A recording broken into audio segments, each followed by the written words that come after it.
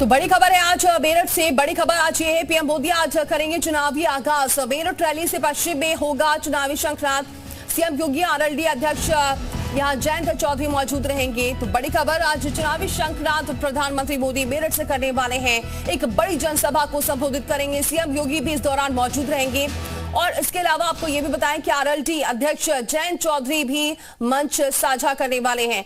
तो आज क्या कुछ कहते हैं प्रधानमंत्री, मेरठ में ये अहम रहने वाला है। और जो प्रत्याशी हैं अरुण गोविल, वो भी इस दौरान मौजूद रहेंगे, क्योंकि मेरठ से उम्मीदवार बनाए गए हैं अरुण गोविल, जिन्होंने रामायण में राम की भूमिका निभाई थी और इस बार उन्हें टिकट दिया गया है। वो प्रत्याशी है मेरठ से, तो वो भी उस दौरान मौजूद रहेंगे मेरठ पर। और उन्हीं के पक्ष में ये जनसभा करेंगे प्रधानमंत्री मोदी और मंत्र भी देने वाले हैं। मेरठ में पीएम मोदी भरेंगे हुंकार। पश्चिम से चुनावी प्रचार का शंखनाद। राम के नाम पर वोट की अपील। जाटलैंड में जयंत चौधरी रहेंगे साथ।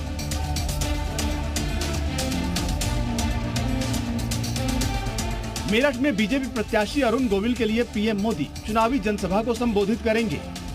सीएम योगी के बाद पीएम मोदी ने भी मिशन 400 पार के लिए पश्चिमी यूपी से चुनावी शंखनाद करने की तैयारी की है।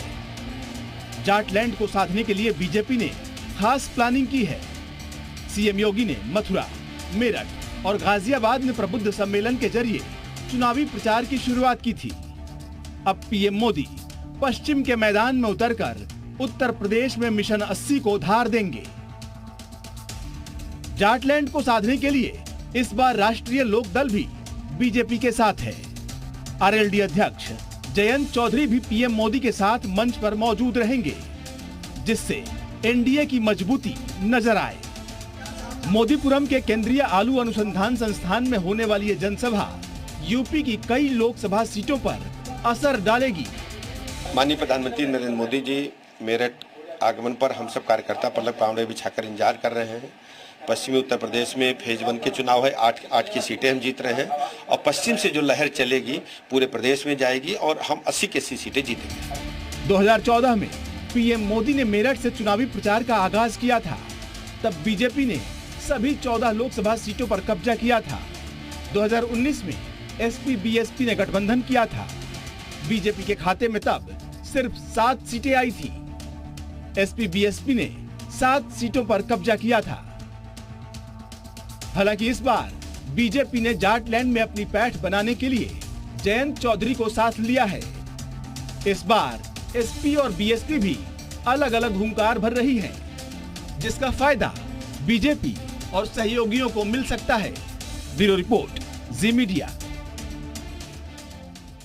सीधे रुक करते हैं मयूर हमारे साथ जुड़ चुके इस खबर पर। मयूर, आज मेरठ से शंखनाद होने वाला है, कितने बजे पहुंचेंगे प्रधानमंत्री और फिर उसके बाद कितने देर तक वहां रहेंगे, क्या कुछ अहम कार्यक्रम? हाँ बिल्कुल, देखिए प्रधानमंत्री मोदी आज से उत्तर प्रदेश में अपने लोकसभा चुनाव के प्रचार प्रसार की तैयारियों में जुट जाएंगे। आगाज होने जा रहा है और हर बार की तरह मेरठ से ही वो शुरुआत कर रहे हैं।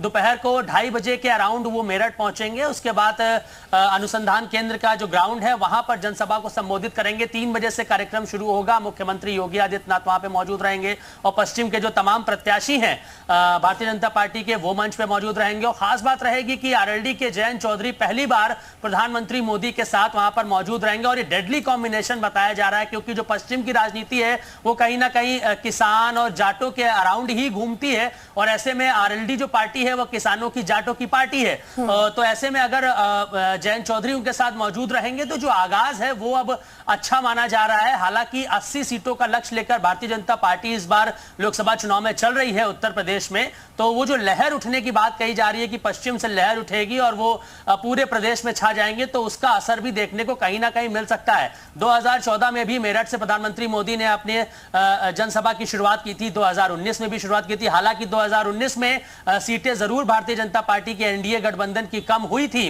क्योंकि एसपी और बीएसपी का तब कॉम्बिनेशन था और वहां पर मुस्लिम और जाट का जो कॉम्बिनेशन है वो प्रभावी रहा था। लेकिन इस बार दोनों अलग अलग हैं, छिटके हुए हैं, तो इसका फायदा भी भारतीय जनता पार्टी को मिल सकता है। भूपेंद्र सिंह चौधरी भी मौजूद रहेंगे, मजबूत जाट नेता है, प्रदेश अध्यक्ष है भारतीय जनता पार्टी के, और जितने भी प्रत्याशी हैं, क्योंकि पहले चरण में जहां जहां पे चुनाव होना है वहां के प्रत्याशी, पार्टी के पदाधिकारी, तमाम बड़े नेता भी मौजूद रहेंगे। तो कहीं ना कहीं फेस तो प्रधानमंत्री मोदी का रहेगा, लेकिन प्रचार सबके लिए रहेगा और उसका लाभ भी उनको जरूर मिलेगा। तो 3 बजे से इसकी शुरुआत होगी, 4:30 से 5 बजे तक ये पूरा कार्यक्रम चलेगा। उसके बाद प्रधानमंत्री मोदी लौट जाएंगे और सभी आश्वस्त है इस बात को लेके कि जो आगाज हो रहा है ये बेहतर होगा और सभी 80 जो सीटें हैं उत्तर प्रदेश की वो इस बार एनडीए के झोली में जाएंगे और जो घटक दल हैं वो भी मौजूद रहेंगे, उनके भी नेता वहां मौजूद रहेंगे। हरियाणा के सीएम भी पहुंच सकते हैं, ऐसी सूचना भी मिल रही है। तो पूरी जो है किलेबंदी कर ली गई है एक तरीके से पश्चिम में साधने के लिए, और इसका असर भी देखने को मिलेगा। जो 2014 में रहा था, सभी 14 सीटें पश्चिम की जीती थी भाजपा, इस बार फिर से 100% करने की कोशिश है यहां पर। और मयूर, अगर अरुण गोविल की बात करें, क्योंकि उन्हें इस बार प्रत्याशी बनाया गया है, नए नेता हैं, नए चेहरे को इस बार मौका दिया गया है, तो ऐसे में लगता है कि प्रधानमंत्री का वहां जनसभा करना मजबूत करेगा प्रत्याशी को भी। देखिए, वो नेता जरूर नए हैं लेकिन चेहरा नए नहीं है। अरुण गोविल को कौन नहीं जानता, और इस समय पूरे प्रदेश में राममय माहौल है, राम मंदिर का निर्माण हो चुका है, सबसे बड़ा मैनिफेस्टो में जिस चीज का वादा किया गया वो पूरा किया गया। तो भगवान श्री राम का नाम लेकर जब भारतीय जनता पार्टी उत्तर प्रदेश में आगे बढ़ रही है तो अरुण गोविल को क्यों ना सामने रखा जाए। यही वजह है कि उनको टिकट देने का काम किया गया, और वहां पर जब एक दोनों स्टेज पर मौजूद रहेंगे तो वो भी एक देखने वाली तस्वीर होगी कि अरुण गोविल को फायदा तो मिलना है। प्रधानमंत्री मोदी कहीं भी जाते हैं प्रत्याशियों को फायदा मिलता है, इसमें कोई दो राय नहीं है, लेकिन अरुण गोविल एक मजबूत प्रत्याशी के तौर पर उतरेंगे और पूरा भाजपा का जो महकमा है, एनडीए जो गठबंधन है, वो प्रयास में रहेगा कि अरुण गोविल। देखने वाली बात होगी आज प्रधानमंत्री यहां से क्या कुछ कहते हैं जनसभा को संबोधित करते वक्त, उस पर निगाह रहेगी। बहुत शुक्रिया मयूर ये जानकारी हम तक पहुंचाने के लिए। अब चलिए